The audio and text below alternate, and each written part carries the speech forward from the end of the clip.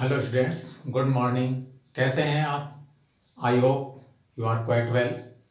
और मैं ये भी होप करता हूँ कि आप मेरी पिछली वीडियोस कंटिन्यूसली देख रहे होंगे। गाइस, हमने पिछली एक वीडियो में आपको पार्ट ऑफ स्पीच के बारे में बताया था कि पार्ट ऑफ स्पीच क्या है, कितने होते हैं, और उसी के अंतर्गत हमने आपको नाउन और एडजेक्टिव के बारे में बताया था। आज हम इस वीडियो में अगला पार्ट ऑफ स्पीच प्रोनाउन लेंगे। प्रोनाउन, जिसे कि हिंदी में सर्वनाम भी कहते हैं। आज हम इस वीडियो में ये सीखेंगे कि ये प्रोनाउन या सर्वनाम क्या होते हैं, कितने टाइप्स के होते हैं, और उनकी डेफिनेशन या मीनिंग क्या होती है। साथ में हम ये भी सीखेंगे कि प्रोनाउन की कितनी फॉर्म होती हैं, क्या मीनिंग होते हैं उन प्रोनाउंस के, और सेंटेंस में वो कहाँ यूज किए जाते हैं। सो डिटेल में हम इस टॉपिक को लेंगे, क्योंकि इतने डिटेल में आपको स्कूल कॉलेज में नहीं पढ़ाया जाता है, जबकि pronoun topic is very very important to learning English. आप ये एक बात अच्छी तरह समझ लें। सो स्टूडेंट्स, आप मेरे इस वीडियो को, या दो पार्ट इसके रहेंगे, दोनों पार्ट जो है आप फुल वीडियो के अंतर्गत देखें, जिससे आप पूरी नॉलेज प्रोनाउन के बारे में प्राप्त कर सकें।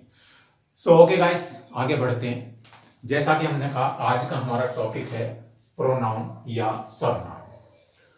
प्रोनाउन या सर्वनाम किसे कहते हैं, तो हम इसकी अगर डेफिनेशन देखें तो डेफिनेशन के अंतर्गत pronoun is that word which is used in place of a noun.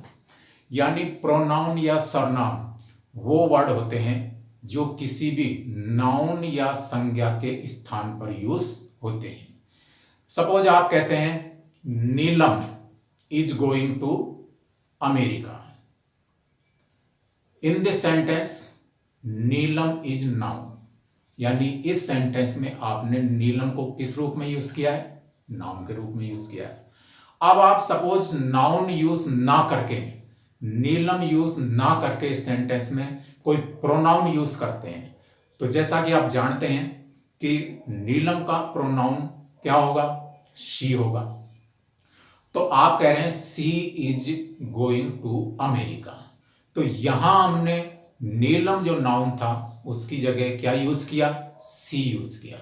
तो इस तरह से ये हमारा सी जो है प्रोनाउन हुआ। इसी तरह आप देख सकते हैं कि I he, we, you, his, her, him, them etcetera, और भी बहुत सारे प्रोनाउन हैं। तो ये सब जो है हमारे प्रोनाउन होते हैं। लेकिन हमने इन प्रोनाउंस को अलग अलग कैटेगरीज में या अलग अलग टाइप्स में रखा हुआ है। तो अब हम आगे बढ़ते हैं कि प्रोनाउन कितने टाइप या काइंड्स के होते हैं। लेकिन एक बार फिर आप समझ लें कि प्रोनाउन वो वर्ड्स होते हैं जो किसी नाउन या संज्ञा की जगह उन्हें यूज किया जाता है। अब आप फादर बोल रहे हैं, फादर इज नाउन, लेकिन आप फादर की जगह ही यूज कर रहे हैं, या और कोई वर्ड मदर के लिए सी यूज कर रहे हैं, टीचर के लिए कोई प्रोनाउन यूज कर रहे हैं, तो ये सब हमारे क्या होते हैं? प्रोनाउन होते हैं। आगे बढ़ते हैं स्टूडेंट्स। काइंड्स ऑफ प्रोनाउन, यानी प्रोनाउन के काइंड्स या टाइप्स जो है। So students remember, there are 10 kinds of pronoun. यानी प्रोनाउन कितने प्रकार के होते हैं? 10 या 10 प्रकार के होते हैं। First pronoun personal pronoun, second possessive pronoun, third reciprocal pronoun, fourth demonstrative pronoun, fifth reflexive pronoun, sixth emphatic pronoun, seventh relative pronoun, eighth interrogative pronoun, ninth indefinite pronoun, and last 10 number distributive pronoun. So students, इस तरह से ये हमारे 10 तरह के जो है pronoun होते हैं। अब हम एक एक प्रोनाउन को जो है डिटेल में देखेंगे, उनका मीनिंग देखेंगे, और देखेंगे कि जो है इन प्रोनाउन में, जैसे पर्सनल प्रोनाउन है तो हम देखेंगे कि पर्सनल प्रोनाउन की क्या डेफिनेशन है, क्या मीनिंग है उसका, और उसमें कौन कौन से प्रोनाउन आते हैं। सो स्टूडेंट्स, आगे बढ़ते हैं। सो स्टूडेंट्स, अब हम एक एक करके देखते हैं कि ये प्रोनाउन जो है क्या है, इनके मीनिंग क्या है और इनमें कौन कौन से प्रोनाउन शामिल होते हैं। तो हमारा फर्स्ट प्रोनाउन था personal pronoun. Personal pronoun are those pronouns which are used for 3 kinds of person. यानी पर्सनल प्रोनाउन वो प्रोनाउन होते हैं जो व्यक्तियों के लिए या 3 प्रकार के व्यक्तियों के लिए ये यूज किए जाते हैं। फर्स्ट है हमारा द पर्सन स्पीकिंग, यानी जो व्यक्ति जो पर्सन उस सेंटेंस में बात कर रहा है, बोल रहा है, वो पर्सन, उसके लिए प्रोनाउन यूज होगा। सेकंड है हमारा द पर्सन स्पोकन, यानी सुनने वाला, यानी जिस व्यक्ति से सब्जेक्ट या पर्सन बात कर रहा है तो उसको जो सुन रहा है उसके लिए भी हम पर्सनल प्रोनाउंस यूज करते हैं। इसी तरह थर्ड है हमारा द पर्सन स्पोकन ऑफ, यानी ऊपर के दोनों पर्सन किस व्यक्ति के बारे में बात कर रहे हैं उसके लिए भी हम जो है प्रोनाउन यूज करते हैं। तो गाइस ध्यान दें, पर्सनल प्रोनाउन यानी पर्सनल प्रोनाउन किसके लिए यूज करेंगे आप? बोलने वाले के लिए the person speaking, the person spoken सुनने वाले के लिए, और थर्ड है द पर्सन स्पोकन ऑफ, यानी जिसके बारे में बात हो रही है, जिसके बारे में आप बात कर रहे हैं उसके लिए भी हमें पर्सनल प्रोनाउन यूज करने होंगे। अब आगे हम देखते हैं कि इन तीनों ही प्रकार के पर्सन्स के लिए जो प्रोनाउन यूज किए जाते हैं सेंटेंस में, लिखने में या बोलने में, वो कौन कौन से प्रोनाउन हैं। तो ये अब हम आगे देखते हैं। तो इन तीनों ही प्रकार के पर्सन्स के लिए निम्नलिखित प्रोनाउन यूज होते हैं। I, my, me, mine, we, our, us, ours, you, your, you, yours, he, his, him, she, her, hers, they, their, them, theirs, it, its, it, etc. तो इस तरह से स्टूडेंट्स ध्यान रखें, ये जितने भी प्रोनाउन इस लिस्ट में दिए गए हैं ये सब प्रोनाउन जो हैं हम किन के लिए यूज करते हैं? बोलने वाले के लिए, सुनने वाले के लिए, और जिसके बारे में बात हो रही है उस सेंटेंस में उनके लिए। इनमें से कोई सा भी जो वहां पर लागू हो रहा है उस प्रोनाउन को आपको यूज करना है। अब कौन सा प्रोनाउन सेंटेंस में कहां यूज होगा, किस अर्थ में यूज होगा, ये हम आगे वीडियो में देखेंगे। फिलहाल हम सिर्फ यहां तक नॉलेज रखेंगे कि पर्सनल प्रोनाउन में क्या क्या है, या नेक्स्ट जो प्रोनाउन आ रहे हैं उनमें कौन कौन से प्रोनाउन होते हैं, या ये क्या होते हैं।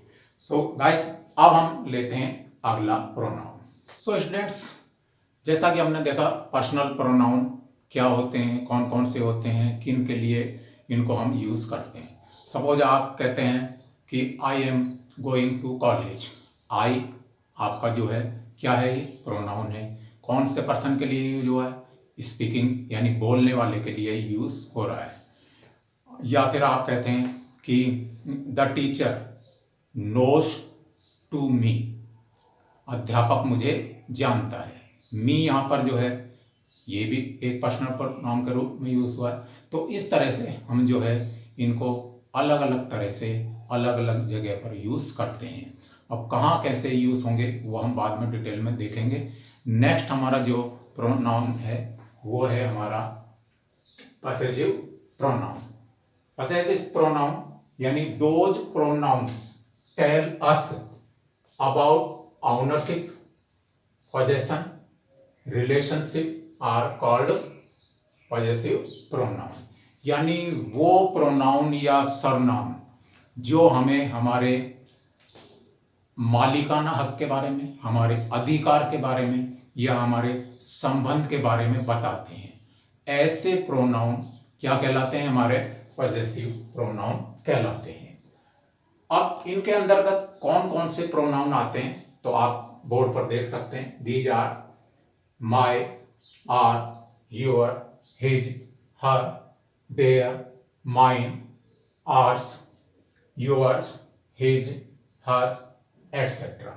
तो इस तरह से ये वो प्रोनाउन है जो किसके लिए यूज किए जाएंगे, पॉजेसिव प्रोनाउन के लिए यूज किए जाएंगे। यानी जब आप किसी चीज के लिए, किसी वस्तु के लिए, किसी व्यक्ति के लिए अपना मालिकाना या अपना अधिकार या उससे अपना संबंध व्यक्त कर रहे हैं तो फिर इन प्रोनाउंस के साथ आपको उसे यूज करना होगा।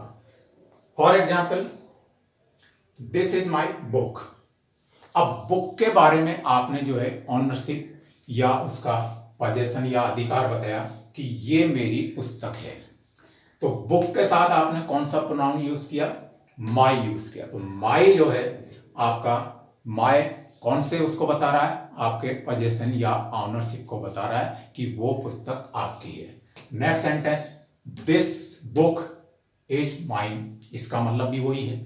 यहां जो माइन हमने यूज किया है वो भी आपके बुक के ऑनरशिप या पजेशन को बता रहा है। नेक्स्ट सेंटेंस आप देख सकते हैं, शी इज योर मदर। यहां हम रिलेशन के रूप में या संबंध बताने के रूप में यूज कर रहे हैं कि मदर का किससे रिलेशन है, सी से, संबंध इस सी से है। तो वहां हमने जो प्रोनाउन यूज किया वो है हमारा यूवर। इसी तरह इट इज यूवर्स, यहाँ यूवर्स भी जो है कोई वस्तु के लिए बता रहा है कि ये आपकी है। तो स्टूडेंट्स ध्यान रखें, जब भी हम अपना मालिकाना या अपना अधिकार या संबंध किसी भी चीज के लिए, वस्तु के लिए, पर्सन के लिए, कोई भी चीज हो सकती है वो व्यक्त करना चाहते हैं तो वहां हमें जो है पजेसिव प्रोनाउन यूज करने होते हैं। और वो आपने देखा कि कौन कौन से प्रोनाउन होते हैं। डिटेल में हम इनके बारे में और आगे जानकारी लेंगे, यहां सिर्फ हम इसके बारे में इतनी जानकारी रखेंगे। अब हम नेक्स्ट हमारा थर्ड प्रोनाउन लेते हैं कि ये कौन कौन से होते हैं, क्या होते हैं और किस तरह से इनको यूज करते हैं। सो स्टूडेंट्स, अगला हमारा प्रोनाउन वो है रिसिप्रोकल प्रोनाउन। रिसिप्रोकल प्रोनाउन यानी ये प्रोनाउन वो होते हैं जो हमारे आपसी संबंधों को या परस्पर संबंधों को बताते हैं। आप बोर्ड पे देख सकते हैं, these pronouns tell us about reciprocal relation, यानी ये हमारे आपसी या परस्पर संबंध को बताते हैं।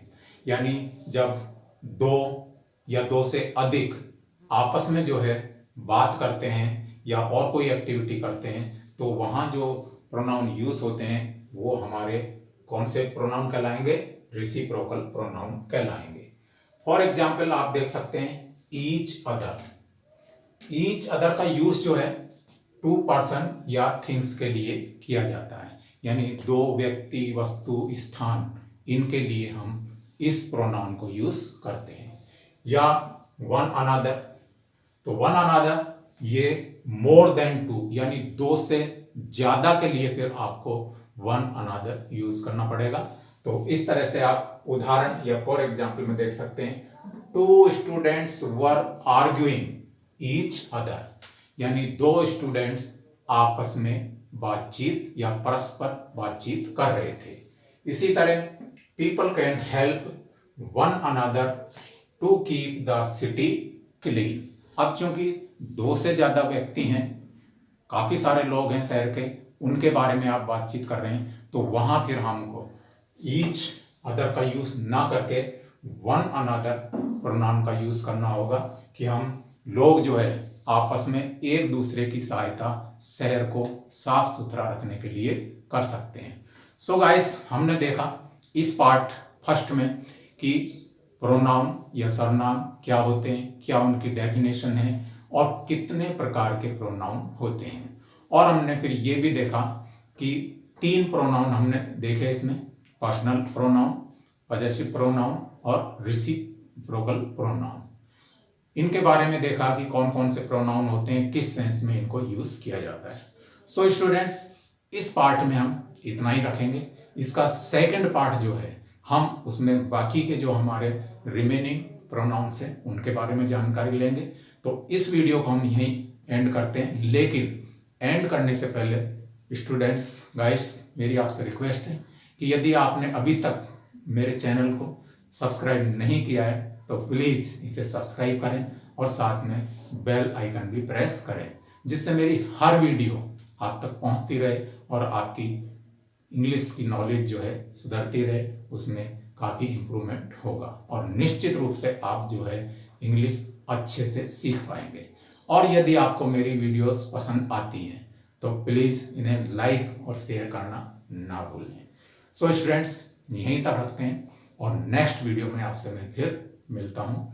तब तक के लिए